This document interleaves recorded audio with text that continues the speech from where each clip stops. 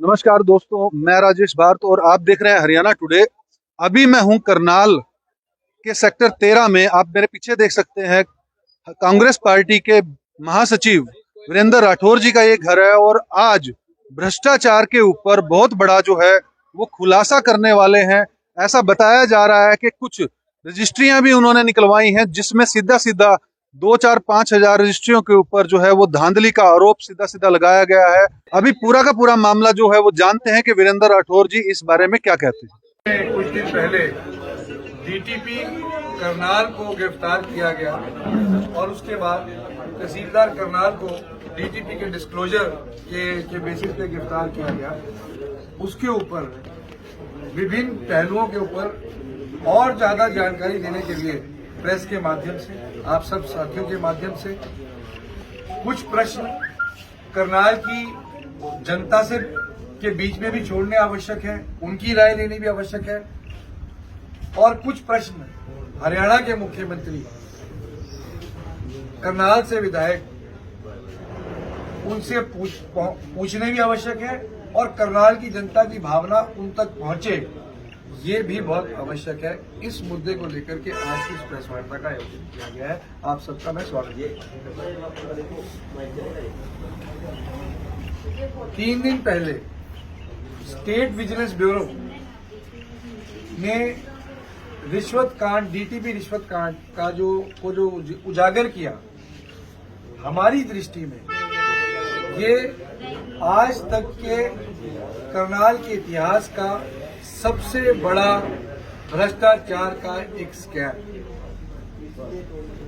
उनकी गिरफ्तारी के बाद 2 दिन के बाद तहसीलदार रामबख्श को गिरफ्तार किया गया, राजबख्श जी को गिरफ्तार किया गया।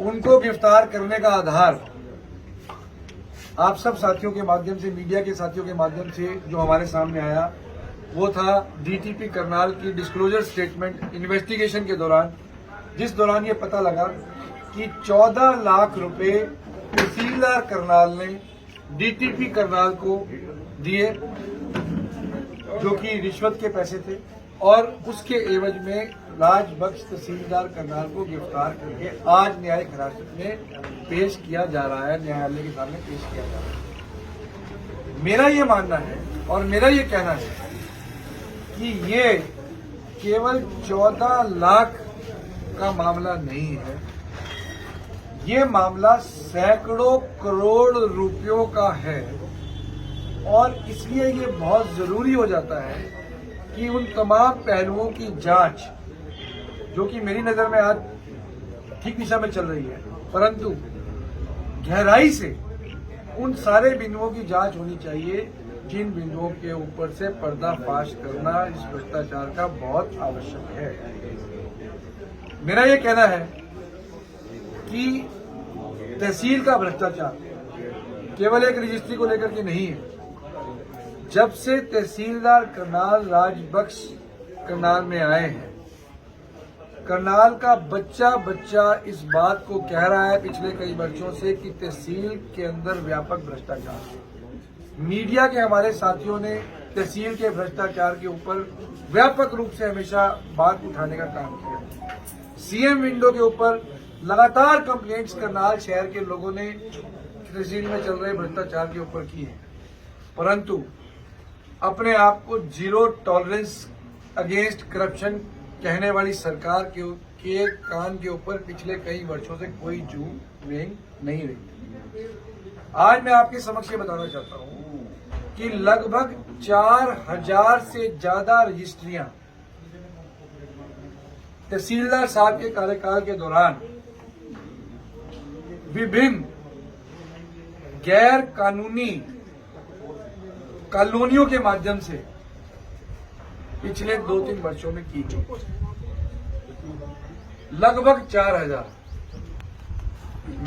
हमारी टीम ने, हम साथियों की टीम ने इन तमाम मुद्दों पे, इन रजिस्ट्रियों के ऊपर हमने बहुत कोशिश की इन रजिस्ट्रियों की कॉपी निकालने के लिए, और मैं कामयाब हुआ। उन 4000 में से लगभग 1-1.5 हजार तो मेरे पास ही पड़ी है। ये सारी रजिस्ट्रियां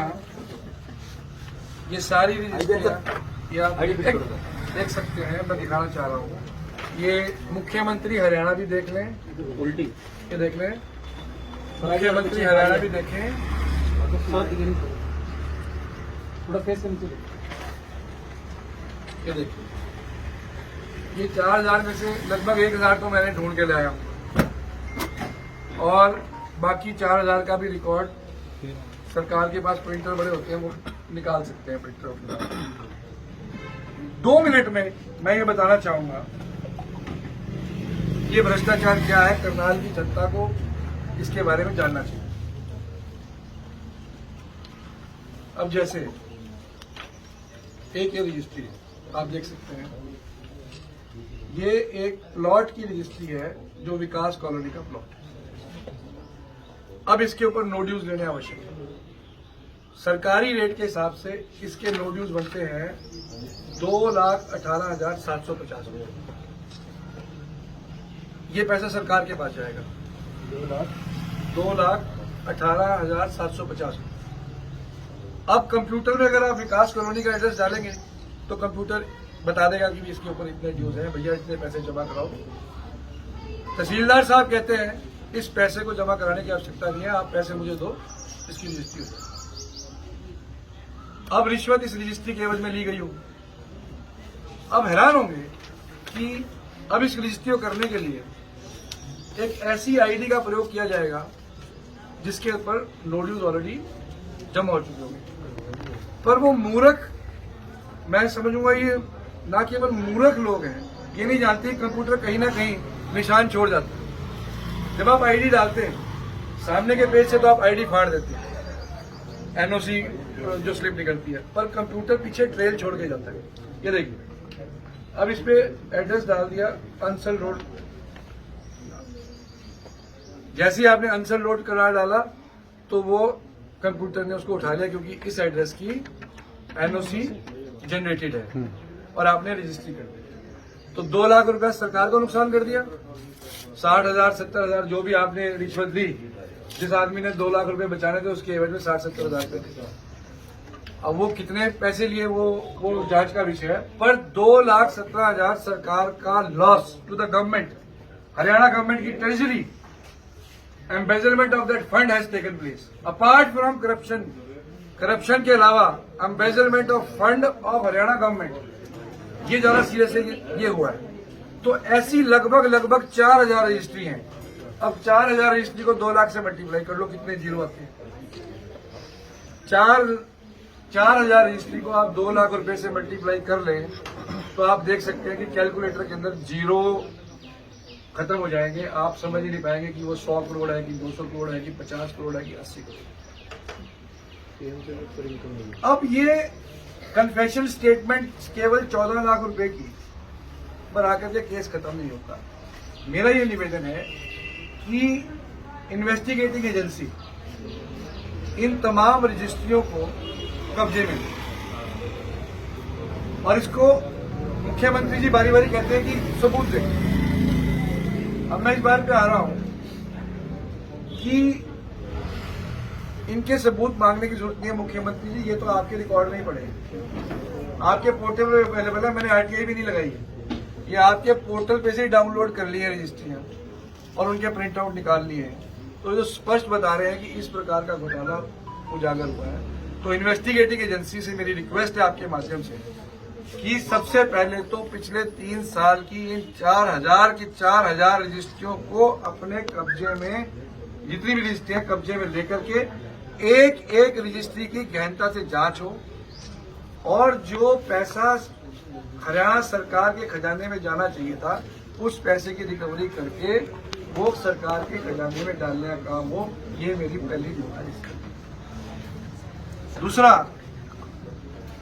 बीजेपी ने कहा कि हम जीरो टॉलरेंस की सरकार है।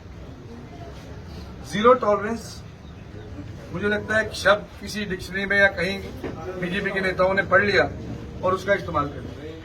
जीरो टॉलरेंस का मतलब है कि आज कोई घटना घटी, हमने बर्दाश्त नहीं की और हमने तुरंत कार्रवाई की। It is not a case of zero tolerance, it is a case of continuous offence.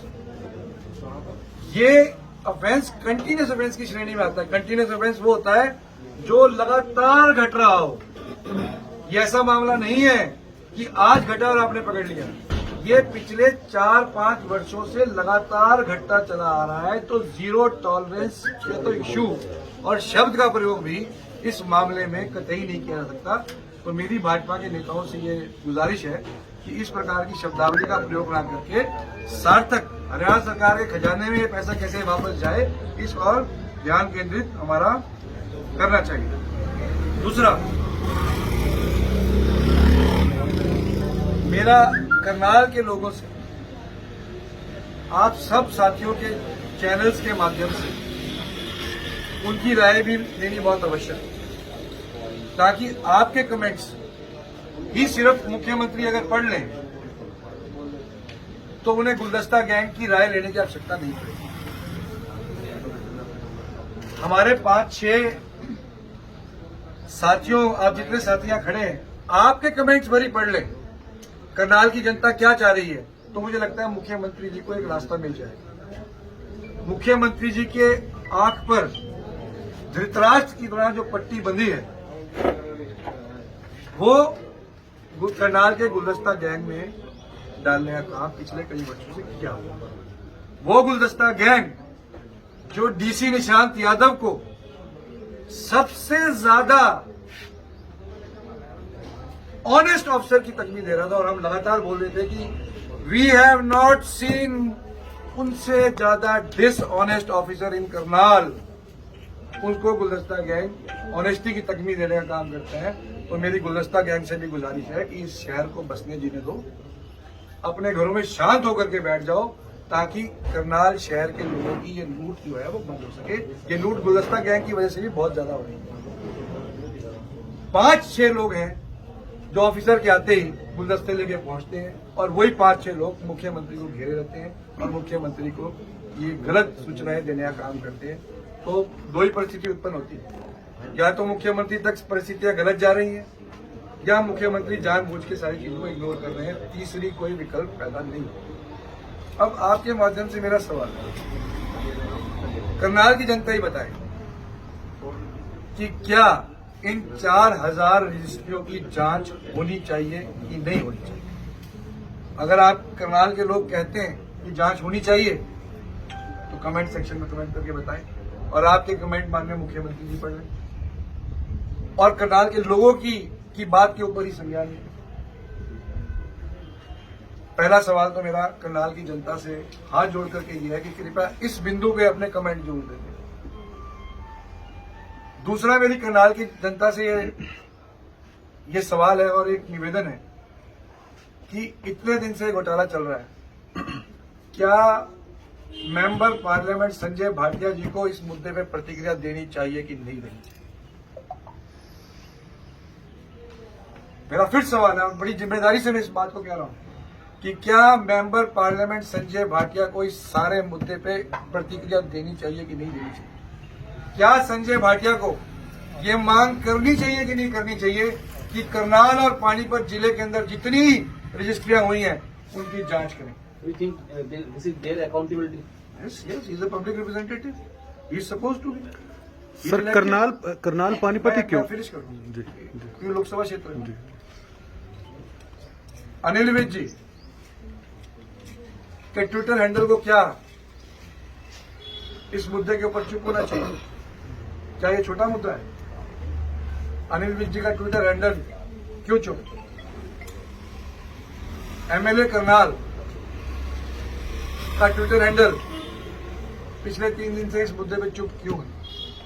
Karnal की जनता बताए कि क्या मुख्यमंत्री करनाल को, हरियाणा को, करनाल के लोगों को यह आश्वासन नहीं देना चाहिए कि पिछले 3 वर्षों में जो भ्रष्टाचार इन रजिस्ट्रियों के माध्यम से हुआ है, चाहे वो किसी ने किया है, चाहे वो पॉलिटिकल लोग हैं, चाहे वो सरकारी मुलाजिम है, मैं उनके खिलाफ कड़ी कार्रवाई करूंगा। क्या यह आश्वासन करनाल के मुख्यमंत्री को, करनाल की जनता को देना चाहिए कि नहीं देना चाहिए? ये बड़ा सवाल है।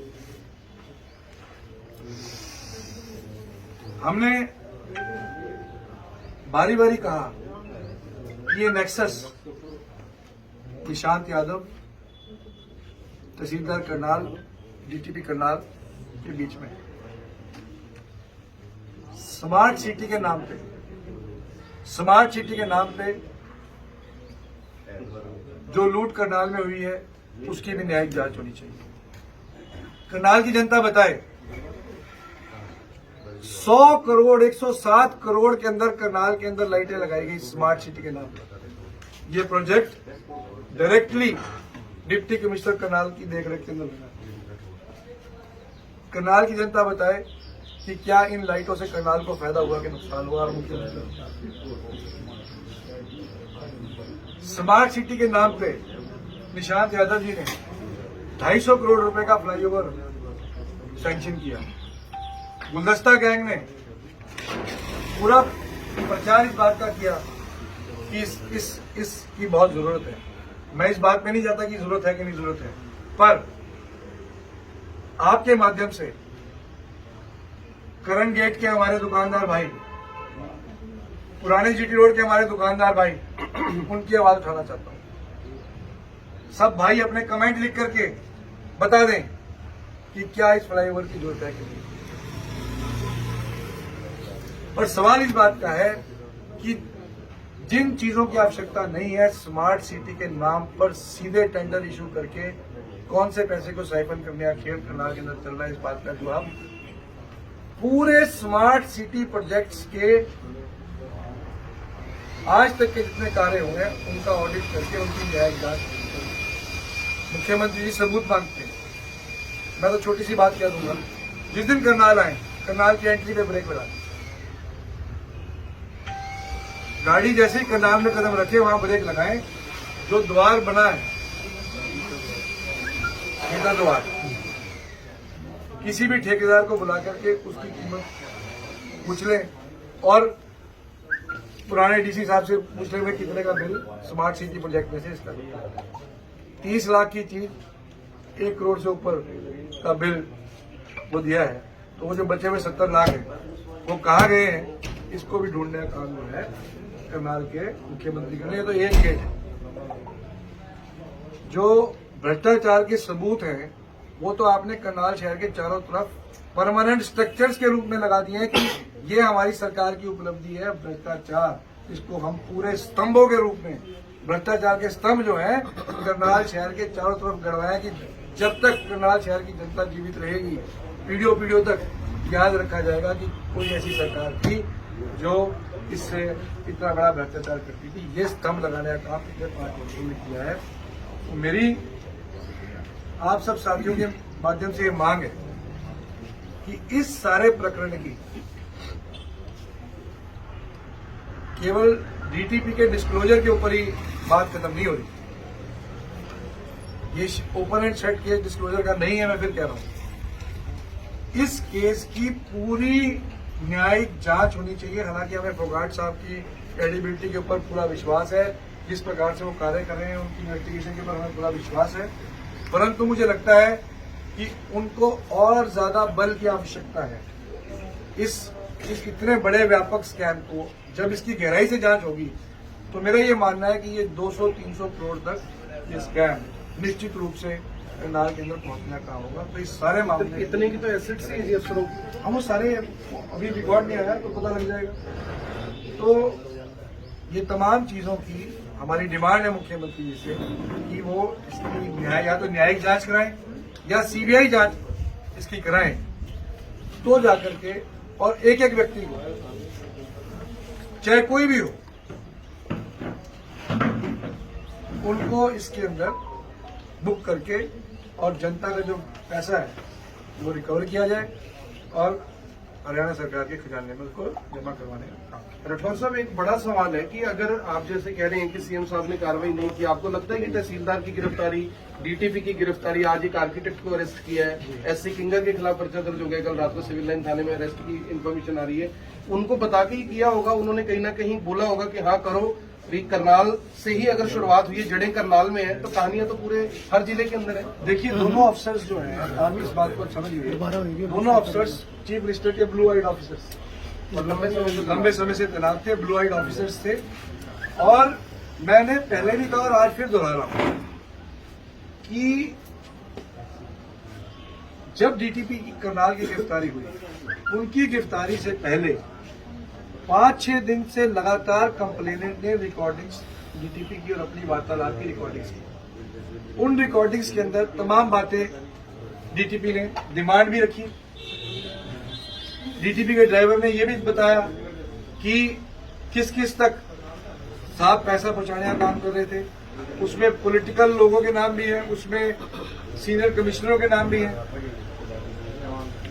जब विजिलेंस में कंप्लेंट होने से पहले ये तमाम रिकॉर्डिंग्स हो चुकी थी, तो आप ये समझ लीजिए कि कोई ऑप्शन नहीं बचती सिवाय इसके कि इनको गिरफ्तार करके अंदर डालना।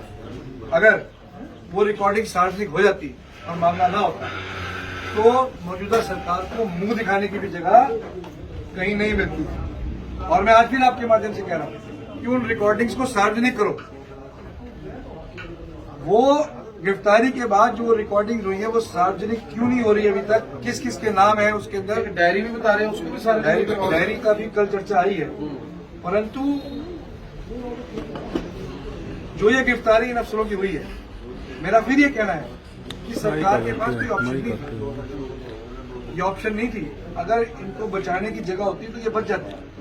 हमने पिछले भी कई मामलों में देखा है, एससी किंगर वाले मामले में देखा है, कितना व्यापक सबूत होने के बावजूद भी सारे मामले को दबाने का काम कर दिया गया। ये भी बचते। ये तो भला उस कंप्लेनेंट का जिसने 5 दिन पहले कंप्लेंट देने से पहले सारी चीज रिकॉर्ड पे ले ली और उसके बेसिस पे केस आगे चला। तो जब एक रिकॉर्डिंग हो, मैं आप ही से पूछता हूँ कि अगर एक रिकॉर्डिंग हो जिसमें ये आ रहा हो कि साहब को पैसे उसका पॉलिटिशियन तक भी पहुंचाने पड़ते हैं, नाम जो कि इस सरकार से कनेक्टेड है, फलाने कमिश्नर तक भी पहुंचाने पड़ते हैं, साहब को 1.5 करोड़ रुपया महीने का घर में लेके जाना ही जाना है, ये तमाम चीजें रिकॉर्डिंग पे और करनाल के कुछ लोगों के नाम भी है। अगर पर्चा दर्ज ना होता और ये रिकॉर्डिंग आउट होती तो क्या होता? बता रहे हैं ना लोग बता रहे हैं। और मेरी वरी भी यही है अरोड़ा जी कि अगर वो है सूत्र जो बता रहे हैं तो उसको टोटली डोमेन पे लेकर। सर, अगर इतना बड़ा मामला है, बड़े बड़े लोगों तक है, फिर तो जो कंप्लेनेंट है उसकी सुरक्षा भी इस टाइम पे कहीं ना कहीं खतरे में है। निश्चित रूप से मैं तो कहता हूँ कि ये बहुत बड़ी उपलब्धि है राजेश फोगाट के लिए भी। इसकी बड़ी हिम्मत चाहिए इस सारे नेक्सस को एक्सपोज करने के लिए, और कंप्लेनेंट के लिए भी बड़ी हिम्मत की बात है। उसकी सुरक्षा भी बहुत इंपॉर्टेंट है। और ये सिर्फ 14 लाख रुपए के ऊपर केस बंद ना हो जाए। अगर इसकी जांच शुरू हुई है तो ये बिल्कुल गहराई तक जाए। और मैं तो ये कह रहा हूँ कि अगर 4000 रजिस्ट्रियां हुई हैं उसमें तो सारे आ जाए। सर, एक और बात है, एडीसी साहब ने जो एससी किंगर की जांच रिपोर्ट दी थी, खिलाफ दी थी, 15 दिन पहले दी थी, एफआईआर कल रात को, ये इसको क्या किस तरीके से देखते हैं दोनों चीजों को? देखिए, वो एफआईआर इसलिए हुई है, एडीसी ने तो खिलाफ लिख के दे दिया था। देखिए, आपको ध्यान होगा कि मैंने जब ये जांच शुरू हुई थी, जब भी मैंने कहा था कि इसमें कोई कार्रवाई नहीं होगी, उसके पीछे लॉजिक था। मैं कोई ज्योतिषाचार्य के रूप में बात नहीं कर रहा हूँ, उसके पीछे क्लियर लॉजिक था कि एससी करनाल वो स्मार्ट सिटी के एससी थे, स्मार्ट सिटी को हेड डीसी करनाल कर रहे थे। वो पैसा जो एससी के पास जा रहा था उसके लिए अकाउंटेबल स्मार्ट सिटी का हेड भी था, जो कि डिप्टी कमिश्नर करनाल है। और इंक्वायरी डिप्टी कमिश्नर ने अपने सबऑर्डिनेट को सौंपी, जिसके ऊपर administrative control deputy commissioner Karnal का है। तो उस इंक्वायरी के अंदर कुछ होना जाना था ही नहीं। और उन्होंने एक बात कह करके कि भाई कंप्लेनेंट के बिना एफआईआर दर्ज कर दी, जो कि बिल्कुल अभी तो ये था, अब पहले होनी चाहिए। और कल जब हमने इस बात को उठाया, परसों जब मैंने प्रेस कॉन्फ्रेंस में सारी बातें उठाई, मैंने एससी किंगर वाली बात उठाई, उसके बाद जाकर के ये लोग हरकत में आए। तो लग रहा है सरकार दबाव में आपके बयानों से। देखिए, बात मेरे दबाव की नहीं है। ये लग रहा है कि यहाँ पर भ्रष्टाचार, अगर आप इन रजिस्ट्रियों को देखें खुलेआम, और इस बात का भी डर नहीं है कि ये पब्लिक डोमेन पे पड़ी है, पब्लिक रिकॉर्ड, इसको आरटीआई की भी आवश्यकता नहीं है। इससे ये पता चलता है कि भ्रष्टाचार करने के लिए कोई डर नहीं है। As a matter of right, corruption is our right, इस भावना के साथ तहसीलें और हमारे अफसर काम कर रहे हैं। आपने निशांत यादव का नाम किया, क्या भूमिका है इस पूरे? देखिए, सीएम सिटी प्रोजेक्ट के हेड निशांत यादव जी, और सीएम सिटी का भी करप्शन का एनओसी की हो रही है। कोई माना सकता है कि डिप्टी कमिश्नर की नॉलेज में नहीं है? सर कहीं बकरा तो नहीं कर रहे हो आप? ये भी कह रहे हैं जिन्हें गिरफ्तार किया उनकी पत्नियों का नाम भी अगर कॉलोनी में बकरा इसके लिए वो जांच का विषय है। ये और आ गई ये गिरफ्तार कर चलो और हमारी टीम में निकाली ये रिकॉर्ड आप कहाँ से कब से आपके अंदर ऐसा है पुराना रिकॉर्ड है? ये तो केस हमारा ऑफिस में हम लॉयर हैं एक मैटर में, हम सारे इसके ऊपर रिसर्च कर रहे हैं और ये रिकॉर्ड सारा पोर्टल पे अवेलेबल है। इसका आगे एक खबर और आ रही है, आम आदमी की निकाल सकती है। एक खबर और आ रही है कि जो आरोपी पकड़े गए हैं उन्होंने आपके पिताजी को वकील बनने के लिए बोला था, लेकिन उन्होंने मना कर दिया कि मैंने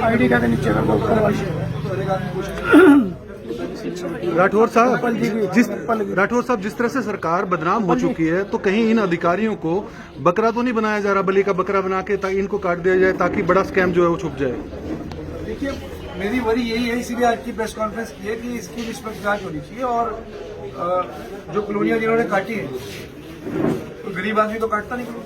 जिस तरह से आपने देखा कि वीरेंद्र राठौर ने सरकार के ऊपर सरेआम जो है वो भ्रष्टाचार के आरोप लगाए और भारतीय जनता पार्टी के कुछ बड़े नेताओं का भी नाम न लेते हुए उनकी तरफ इशारा जरूर किया कि चाहे ये डीटीपी हो, चाहे तहसीलदार हो या डीसी करनाल निशांत कुमार यादव हो, उनका बीच में कहीं ना कहीं राजनेताओं का भी भारतीय जनता पार्टी के हाथ है और इशारा मुख्यमंत्री की तरफ भी है, क्योंकि लंबे समय तक अगर ड्यूटीज यहाँ पर चाहे निशांत कुमार यादव यहाँ पर रहे हो, चाहे अभी डीटीपी यहाँ पर हो या तहसीलदार राजबख्श हो, वो भी यहाँ पर इतने लंबे समय तक जो है वो ड्यूटी दे रहे थे, तो सीएम की तरफ भी इशारा करते हुए उन्होंने साफ साफ आरोप लगाए हैं कि मुख्यमंत्री भी इस पूरे प्रकरण में कहीं ना कहीं इन्वॉल्व दिखते हैं।